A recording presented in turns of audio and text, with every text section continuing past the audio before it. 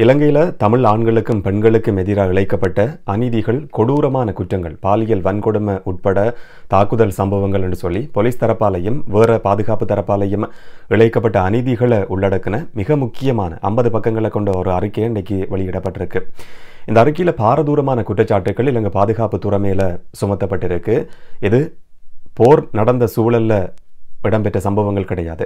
2009 2009க்கு முதல்லையோ இல்லாட்டி போர் நடந்து முடிஞ்சதுக்கு பிறகு 10, 11, 12 அந்த காலப்பகுதியிலேயோ நடந்த சம்பவங்கள் கிடையாது. அண்மை காலத்தில் நடந்த சம்பவங்கள் என்றதுதான் மிக முக்கியமாக கவனிக்கப்பட வேண்டிய ஒரு விஷயம். போர் நடந்து பல வருஷங்கள் கடந்ததுக்கு பிறகும் கூட தமிழர்களுக்கு எதிராக, ஆண்களுக்கும் பெண்களுக்கும் எதிராக எந்த விதமான பாகுபாடும் இல்லாமல் இந்த மாதிரியான கொடூரங்கள் நடத்தப்பட்டிருக்கின்றதுக்கான மிக முக்கியமான ஒரு ஆதாரமாக இந்த அறிக்கை வெளியிடப்பட்டிருக்கு. இதில் சொல்லப்படுற மிக முக்கியமான விஷயங்களை பற்றி தான் இந்த வீடியோவில் பார்க்க போகிறோம். விளக்கமாக பார்க்கலாம். வணக்கம், நான் கிருஷாந்த் ராஜ். போர் நடந்த சூழலில் பல கொடூரமான சம்பவங்கள் நடந்திருக்கு. அது சம்பந்தமான ஆதாரங்கள், ஆவணங்கள் எல்லாமே வெளியாகி இருக்கு. அதுக்கு ஏதாவது நீதி பெற்றுக் கொடுக்கப்பட்டதான்னு கேட்டால் இது வரைக்கும் கிடையாது. ஆனால் தொடர்ச்சியான ஆவணப்படங்களும் அறிக்கைகளும் கூட வெளியாகி இருக்கு. இப்போ வெளியாகி இருக்கிற அறிக்கைன்றது மிக முக்கியமாக கவனிக்கப்பட வேண்டியது. என்னன்னு சொன்னால், போர் நடந்ததுக்கு பிறகு 15 வருஷங்கள் கடந்ததுக்கு பிறகும் கூட அதே மாதிரியான பாணியில் இந்த கொடூரமான குற்றங்கள், பாலியல் வன்கொடுமைகள், உடலியல் ரீதியான துன்புறுத்தல்கள் தமிழ் பேசும் சமூகத்தை சேர்ந்தவர்களுக்கு எதிராக இலங்கையில் நடந்து வருது என்றதை இந்த அறிக்கையை வெளிப்படுத்தி நிற்குது. இதில் உள்ளடக்கம் என்னன்றதை பார்க்கறதுக்கு முதல்ல இதில் பாதிக்கப்பட்ட ஒரு நபருடைய வாக்கு மூலம் அப்படியே இதில் பதிவு செய்யப்பட்டிருக்கு. அதை நான் மிகைப்படுத்தல் இல்லாமல் சொல்லுக்கு சொல் என்ன சொல்லப்பட்டிருக்கோ அதை அப்படியே வாசிக்கிறேன்.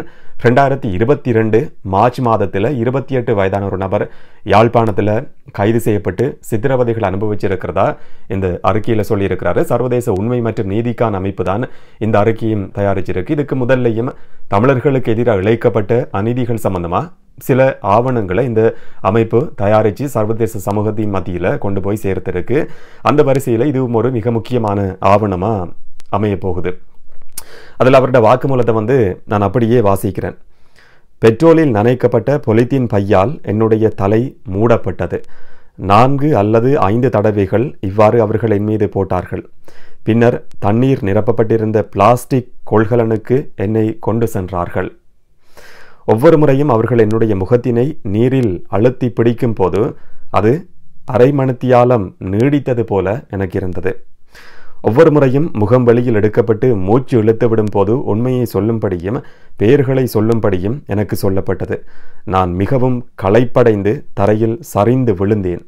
அடைத்து வைக்கப்பட்டிருந்த அறைக்கு மீண்டும் நான் இழுத்துச் செல்லப்பட்டேன் அப்படின்னு சொல்லி 2022ஆம் ஆண்டில் ஒரு நடந்த சம்பவம் சம்பந்தமாக அதில் பாதிக்கப்பட்ட நபர் தன்னுடைய வாக்குமூலத்தை இந்த சர்வதேச உண்மை மற்றும் நீதிக்கான அமைப்புக்கு கொடுத்திருக்கிறார். இந்த மாதிரி பாதிக்கப்பட்ட 100க்கும் அதிகமானவர்கள், ஆண்களும் பெண்களும் உட்பட நேரடியாக இந்த அமைப்பை சேர்ந்தவர்கள், ஐக்கிய நாடுகள் சபையினுடைய பயிற்சி பெற்ற நிபுணர்களை கொண்ட குழு இவங்களை நேரடியாக சந்தித்து இந்த வாக்குமூலத்தை பதிவு செஞ்சிருக்கிறதா சொல்லப்படுது. அந்த ஆதாரங்கள் தான் இந்த அறிக்கையில் உள்ளடக்கப்பட்டிருக்கு. 2015ஆம் ஆண்டிலிருந்து 2022 வரைக்கும் 139 சம்பவங்கள் இந்த மாதிரி பதிவாகி இருக்கு. இதில் பெரும்பாலான சம்பவங்களை எதிர்நோக்கி இருக்கிறவர்கள் 20 தொடக்கம் 39 வயதுக்கு இடைப்பட்ட ஆண்களும் பெண்களும் என்றதுதான் மிக முக்கியமானது. 109 ஆண்கள், 14 பெண்கள், மொத்தமாக 123 தமிழர்கள் இந்த சம்பவத்தின்படி. ஒட்டுமொத்த சம்பவம் கிடையாது. இந்த அறிக்கையை தயாரிக்கிறதுக்காக 123 பேருடைய வாக்குமூலங்கள் உள்ளடக்கப்பட்டிருக்கு. ஒரு நபர் ஒன்றுக்கு மேற்பட்ட சந்தர்ப்பங்களில் தடுத்து வைக்கப்பட்டிருக்கிறதாவும் இந்த அறிக்கையில் சுட்டி காட்டப்பட்டிருக்கு. இந்த அமைப்பை பொறுத்த வரைக்கும் நான் ஆரம்பத்தில் சொன்ன மாதிரி 2009 யுத்த காலத்திலிருந்து நடந்த அநீதிகள் சம்பந்தமாக இதுக்கு முதல்லையும் மிக முக்கியமான அறிக்கைகளை, ஆவணங்களை வெளியிட்டிருக்கு. அந்த காலத்தில் சரணடைஞ்ச விடுதலை புலி உறுப்பினர்களும் பொதுமக்களும் எப்படியான அநீதிகளை, கொடூரங்களை எதிர்நோக்கி இருந்தாங்களோ அதே மாதிரியான, அதே பாணியில தான் இந்த கொடூரமான சம்பவங்களையும் இந்த இளைஞர்கள் எதிர்நோக்கி இருக்கிறதா இதில் சுட்டி காட்டப்பட்டிருக்கிறது தான் மிக முக்கியமான ஒரு விஷயம். இலங்கையினுடைய பாதுகாப்பு தரப்பு, போலீஸ் தரப்பு மேல கடுமையான குற்றச்சாட்டுகள் சுமத்தப்பட்டிருக்கு. 2022 பதிவான 24 சம்பவங்கள்ல 11 சம்பவங்கள் ரணில் விக்ரமசிங்க ஜனாதிபதியா வந்ததுக்கு பிறகு அந்த புதிய ஆட்சியின் கீழே 11 சம்பவங்கள் பதிவாகி இருக்கிறதா சொல்லப்பட்டிருக்கிறதும் மிக முக்கியமாக கவனிக்கப்பட வேண்டிய ஒரு விஷயம். இவங்க எப்படி கடத்தப்பட்டிருக்கிறாங்கன்னு சொல்லியும் சொல்லலாம், கூட்டி போகப்பட்டிருக்கிறாங்கன்னு சொல்லியும் சொல்லலாம். சிவில் உடையில வந்து சீருடை இல்லாம சாதாரண உடையில வந்த நபர்கள் தான் இவங்களை வெள்ள வேன்ல கூட்டி போயிருக்கிறதா இந்த ஆவணத்தில் பதிவு செய்யப்பட்டிருக்கு. ஒன்று வீட்டுக்கு போய் இல்லாட்டி உறவினர்களுடைய வீட்டில் அந்த நபர்கள் தங்கியிருந்த நேரத்தில் இவங்க கூட்டி போகப்பட்டிருக்கிறாங்க. அப்படியும் இல்லாட்டி வீட்டுக்கு வேலை முடிஞ்சு வீட்டுக்கு திரும்பி கொண்டிருந்த சந்தர்ப்பத்தில் இவர்கள் கூட்டி போகப்பட்டிருக்கிறதாவும் இந்த ஆவணத்தில் பதிவு செய்யப்பட்டிருக்கு. இதில் பலர் எந்த இடத்துக்கு ஒரு சில சம்பவங்களை தவிர மற்ற பெரும்பாலான சம்பவங்களில் இப்படி கூட்டி போகப்பட்ட நபர் எந்த இடங்களுக்கு கூட்டி போகப்பட்டார் என்றது கூட தெரியாது. ரகசியமான இடங்களுக்கு கூட்டி போகப்பட்டதா இதில் சுட்டி காட்டப்பட்டிருக்கு.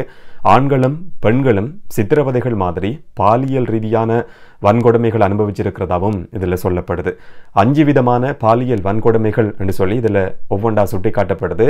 அதை பொது வழியில் சொல்லவும் முடியாது. அந்த அறிக்கையை நான் டிஸ்கிரிப்ஷனில் லிங்கை கொடுக்குறேன். விருப்பமான நபர்கள் அதை வாசித்து பார்க்க முடியும். அதை விவரிக்க முடியாத அளவுக்கு பாலியல் ரீதியான சித்திரவதைகளை ஆண்களும் பெண்களும் எதிர்நோக்கி இருக்கிறதா அவங்களோட வாக்குமூலத்தின் அடிப்படையில் இந்த ஆவணத்தில் வந்து பதிவு செய்யப்பட்டிருக்கு. குறிப்பாக பிளாஸ்டிக் பையால் மூச்சு திணறல் ஏற்படுத்தப்பட்ட பெரும்பாலான சம்பவங்கள் இதில் பதிவாகியிருக்கு.